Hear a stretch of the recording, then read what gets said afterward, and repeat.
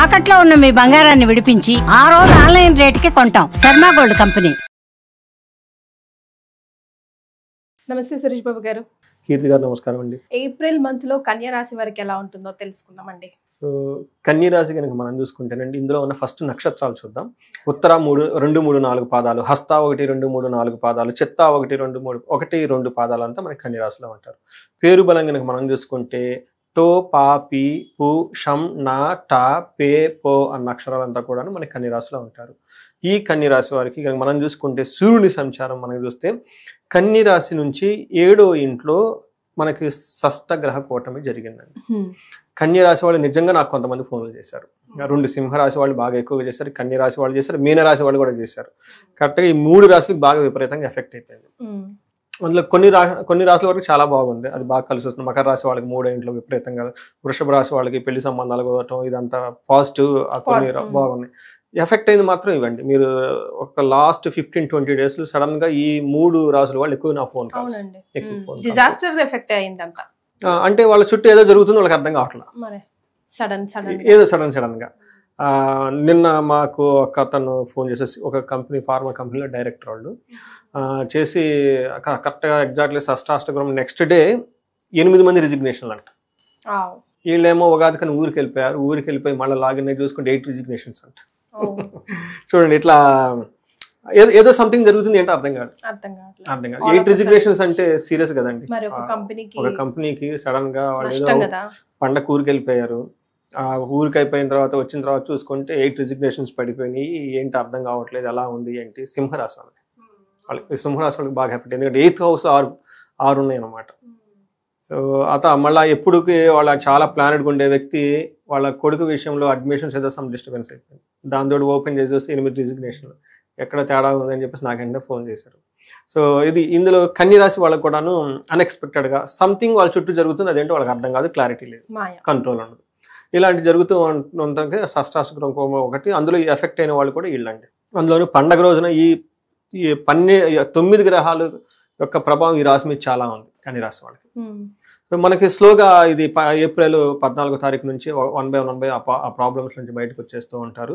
ఇందులో మనకి సూర్య సంచారం ఏప్రిల్ 14 నుంచి మేషరాశిలోకి వెళ్ళిపోతున్నారు. షష్టాష్ట గృహంలోంచి ఒకటి ఆల్రెడీ చంద్రుడు వెళ్ళిపోయారు, దీని కూడా బయటకు వచ్చేస్తూ ఉంటారు, స్టార్ట్ అయిపోయిందండి. తర్వాత బుధ, శుక్ర, కుజుడు వచ్చేటప్పటికి వీళ్ళకి కర్కాటక రాశిలో, శుక్రుడు మీనరాశిలో, బుధుడు కూడా మీనరాశిలో ఉన్నారండి. ఇంకా వాటి యొక్క ఇంపాక్ట్ ఈ గ్రహం వాళ్ళకి ఉంటుందన్నమాట.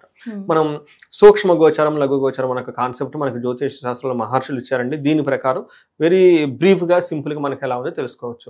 సూర్యుడి వల్ల పీడం అంటే పీడించబడే సిచ్యువేషన్స్ ఎక్కువగా ఉంటాయి. వాళ్ళకి కుజుడు వల్ల భూలాభం, ధనం కొనే అవకాశం ఎక్కువగా ఉంటుంది. తర్వాత బుధుని వల్ల ఏమవుతుందంటే అప్పటిదాకా వీళ్ళకి ఏదైనా కనుక వీళ్ళని వ్యతిరేకిస్తున్న వాళ్ళు వీళ్ళకి అనుగుణంగా మాట్లాడే వాళ్ళు ఎక్కువగా ఉంటుంది. శుక్రుని వల్ల ఏమవుతుందంటే young women or young man నుంచి వీళ్ళకి ఇబ్బందులు పడే అవకాశం ఎక్కువగా ఉంటుందండి. స్త్రీలు అనుకోండి, వాళ్ళ చుట్టూ ఉన్న సర్కిల్ ఎవరన్నా యంగ్గా ఉన్న ఒక బాయ్ కానీ ఏదైనా ఉంటే వీళ్ళకి ఇబ్బంది పడే అవకాశం ఎక్కువగా ఉంటుంది. జెంట్స్ అయితేనేమో లేడీస్ ద్వారా, అది వాళ్ళ ఫ్యామిలీ మెంబర్స్ కావచ్చు, ఇంకొకళ్ళు ఎవరైనా కావచ్చు అండి, మనం అలా ఏమనుకోలేదు. బట్ టోటల్గా ఈలో జరిగే అవకాశం ఎక్కువగా ఇబ్బంది ఉంటుంది అనమాట.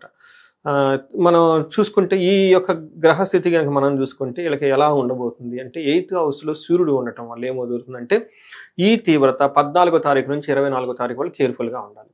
ఏం జరుగుతుంది ఆ టైంలో అంటే వీళ్ళకి ధనం కోల్పోతామే అన్న ఒక భయం ఉంటుందండి. వీళ్ళకి ధనం విషయంలో కేర్ఫుల్గా ఉండాలి. ఇది కాకుండా 8th హౌస్లో సూర్యుడు ఉండటం వల్ల మన మహర్షులు ఏం చెప్తారంటే దుర్దోష శత్రు సంవాదో గమనాగమన గద దుఃఖ వార్తా శృతం చైవ అష్టమస్తే రవి అని చెప్తారు. 8వ ఇంట్లో రవి ఉంటే ఏమవుతుందంటేనండి దుర్దోష అంటే ఏమవుతుందంటే ఉద్దేశం అంటే చెడ్డ పనులు చేయాలని ఉద్దేశం ఉంటుందంటే మైండ్ అంత క్లీన్గా ఉండదు, ఏదో ఒకటి చేసేద్దాం, అది చేద్దాం, ఇది చేద్దాం అనే ఆలోచన ఎక్కువగా ఉంటుంది.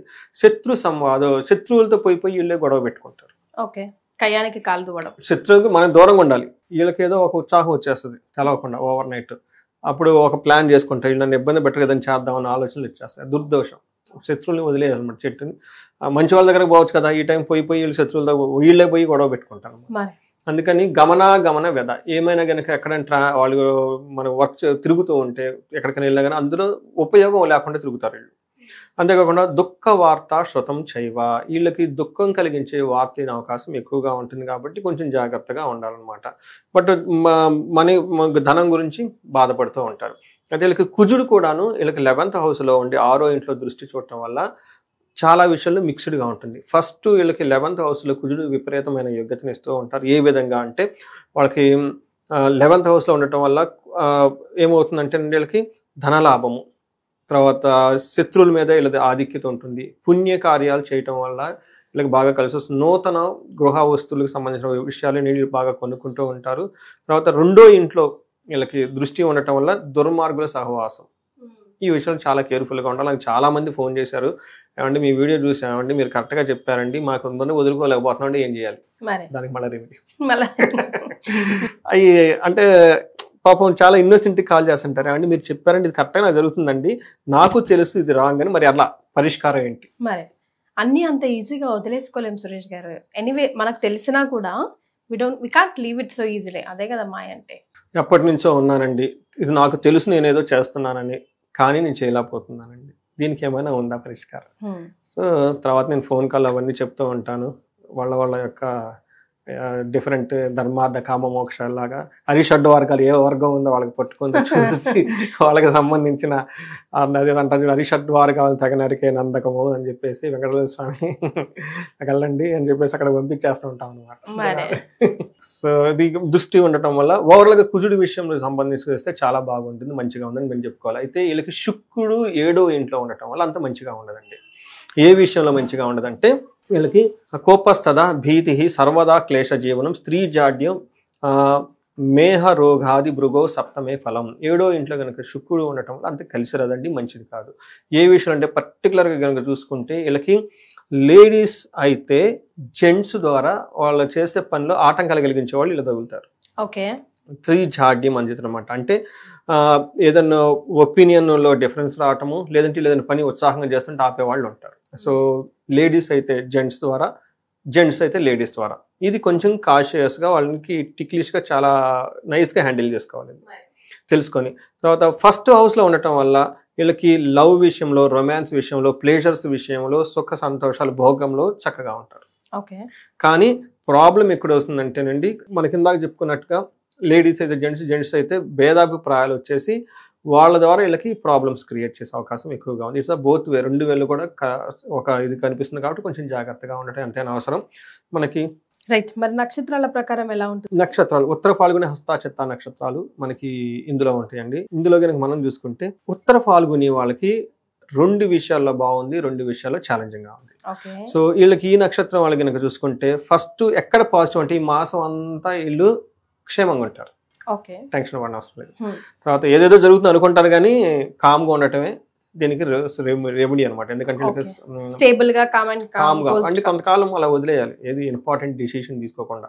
ఎందుకంటే వీళ్ళ చుట్టూ ఏదో జరుగుతుందో వాళ్ళకి అర్థం కాదు, అంతే అంత కయోటిక్ గా ఉంటుంది. మీరు చెప్పినట్లుగా వీళ్ళకి షష్టగ్రహ కూటం యొక్క ఇంపాక్ట్ ఎక్కువగా ఉండటం, 7వ ఇంట్లో చాలా ఎక్కువ గ్రహాలు ఉండటం వల్ల ఆ టైంలో ఏం చేయాలంటే అండి, ఫైనల్గా వీళ్ళు క్షేమంగా ఉంటారు కాబట్టి టెన్షన్ పడిన అవసరం. ఓకే, ఏది అయితే అది కానివ్వండి, తలదరగానివ్వండి, ఫోన్లు అయితే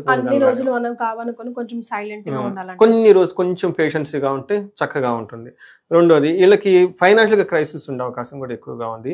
తర్వాత వీళ్ళకి రాజ్య లాభము, ఖచ్చితంగా వీళ్ళకి ప్రమోషన్స్ వచ్చే అవకాశం ఎక్కువగా ఉంది. బట్ వీళ్ళు ప్యానిక్ కాకుండా స్టేబుల్గా కూర్చోవాలి. తర్వాత హస్త నక్షత్రం వాళ్ళు కనుక చూసుకుంటే వీళ్ళకి 2 విషయాలు చాలా పాజిటివ్గా ఉంది, 2 విషయాలు ఛాలెంజింగ్గా ఉంది. ఎక్కడ పాజిటివ్గా ఉందంటే మంత్ అంతా క్షేమంగా ఉంటారు. వీళ్ళకి రాజ్యలాభము హస్త నక్షత్రం వాళ్ళకి ఏప్రిల్ 11th వరకు బంధనము, ఏదో ఒక విషయంలో బంధించబడినటువంటి అవకాశం వీళ్ళకి ఎక్కువగా ఉంటుంది, కానీ రాజ్యలాభం కూడా చూపిస్తుంది. చిత్తా నక్షత్రం వాళ్ళకి ఫైనాన్షియల్ క్రైసిస్ చూపిస్తుంది, హెల్త్ కాంప్లికేషన్స్ చూపిస్తుంది. కానీ పాజిటివ్గా కనుక చూస్తే వీళ్ళకి క్షేమంగా ఉంటారు, అంతా బాగుంటుంది. కానీ ఏదో ఒక విషయంలో బంధించబడినట్లు ఉండేసి మానసికంగా వీళ్ళు చాలా ఎక్కువగా ఆలోచిస్తూ ఉంటారు. అది మనం షష్టగ్రహ కూటం వాళ్ళకి ప్రభావం అయితేనేమి ఏదైతేనేమి ఏమంటారు, బంధించబడినట్లు అంటే ముందుకు వెళ్ళాలా వెనక్కి వెళ్ళాలా, ఏది మంచిది ఏది చెడ్డది, డెసిషన్ తీసుకోలేక ఒక కన్ఫ్యూజన్ లో ఉండే స్టేటస్ అయితే ఖచ్చితంగా ఉంటుందండి. అది కూడాను ఏప్రిల్ 27th వరకు ఎక్కువగా ఉంటుంది. అంటే టోటల్గా ఈ మంత్ అంతా ఉంటుంది కాబట్టి వీళ్ళు ఏంటంటే దాన్ని డెసిషన్ తీసుకునే ముందు చక్కగా ఒక ఆస్ట్రాలజర్ని కలవటము, లేదంటే సబ్జెక్ట్ మ్యాటర్ ఎక్స్పర్ట్స్ కానీ ఎవరైనా కనుక కనెక్ట్ అయ్యి వాళ్ళ చేత డిస్కస్ చేసుకొని 2 చేయాలండి. నేను చెప్తుంటే ఒక ఆస్ట్రాలజర్ను ఒకళ్ళు కనుక చూస్తే ప్లానెటరీ కాంబినేషన్ అలా ఉంది, అది తెలుస్తుంది. కొన్నిసార్లు మనకి రియల్ టైంలో హెల్ప్ చేసే వాళ్ళు కూడా సబ్జెక్ట్ మ్యాటర్ ఎక్స్పర్ట్స్ ఉంటారు కదా, ఫైనాన్స్లో ఎక్కడెక్కడ ఉంటారు కదండి, వాళ్ళల్లో ఒక హోలిస్ట్గా ఉండి బాగా హయ్యర్ లెవెల్ నాలెడ్జ్ ఉన్న వాళ్ళని కూడా అప్రోచ్ అయ్యి వాళ్ళ ద్వారా కూడా డెసిషన్ కన్సల్ట్ అయ్యి డెసిషన్ తీసుకుంటే చాలా బాగుంటుంది. మంచి నిర్ణయం వస్తుందండి. యాక్చువల్గా ఇది నేను పాయింట్అవుట్ చేసినప్పుడు ఇలా నాకు కాల్స్ వస్తుంటాయండి, మీరు మంచి డెసిషన్ మాకు చక్కగా ఇచ్చారండి, మేము రియల్గా కన్ఫ్యూజన్ స్టేట్లో ఉన్నామండి, మంచి సలహా ఇచ్చారని చెప్తూ ఉంటారు అనమాట. ఇవన్నీ మనకి రెమెడీస్ అంటే మన రియల్ టైంలో వెరీ ప్రాక్టికల్గా ఉండే రెమెడీస్ అని మనం చెప్పుకోవాలండి. తర్వాత ఇవి కాకుండా ఉత్తర ఫాల్గుని నక్షత్రం వాళ్ళకి ఏప్రిల్ 14 తర్వాత గాయాలు అయ్యే అవకాశం ఎక్కువగా ఉంది, కేర్ఫుల్గా ఉండాలి ఉత్తర ఫాల్గుని వాళ్ళకి మాత్రమే. తర్వాత వీళ్ళకి పునర్వసు వైనాశిక నక్షత్రంలో కుజుడు ఉండటం వల్ల అనుకున్న పనుల్లో ఏమవుతుందంటేనండి టూ మచ్ కంట్రోలింగ్ చేసే సిచ్యువేషన్ వస్తుంది అనమాట. అంటే వీళ్ళని వేరే వాళ్ళు బాగా కంట్రోల్ చేసి ఇబ్బంది పెట్టే సిచ్యువేషన్ ఎక్కువగా ఉంది కాబట్టి కొంచెం జాగ్రత్తగా ఉంటే సరిపోతుంది. బట్ మిగతా అంతా చాలా నార్మల్గా ఉందండి. ఇప్పుడు దాకా చెప్పుకునే తప్ప వేరే పెద్ద ఇబ్బంది పెట్టి ఏం లేదు వాళ్ళకి. రైట్. మరి పరిహారాలు ఏం సూచిస్తారండి? పరిహారాలు మనం చూసుకుంటేనండి సూర్యుడి వల్ల వీళ్ళకి ఫైనాన్షియల్ క్రైసిస్ ఎక్కువ వస్తుందండి. వీళ్ళకి సూర్యుడికి నమస్కార ప్రియుడు.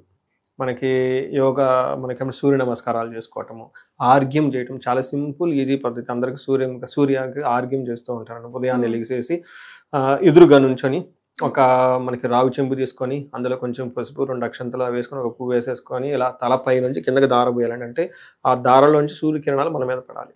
అలా చేస్తే నెగిటివ్ వైబ్రేషన్స్ ఏమైనా ఉంటే పోతూ ఉంటాయండి. అంతేకాకుండా సూర్యుని ఉపాసన ఎవరైనా గాయత్రి మంత్రం ఉపనయనం అలాంటి జరిగి ఉంటే ఆ మంత్రాలు చదువుకుంటే చాలా బాగుంటుంది. బట్ ప్రొసీజర్ చక్కగా చేయాలండి. మనకి ఈజీగా మనకి చాలా మంత్రాలు ఉన్నాయండి, బట్ ఎక్కువగా ప్రభావితం మన మీద చూపించి మనం అడిగిన అన్ని ఈజీగా ఇచ్చే మంత్రం ఏంటంటే గాయత్రి మంత్రం. దాని గురించి ఎక్కువ మనం చెప్పడం అవసరం లేదు.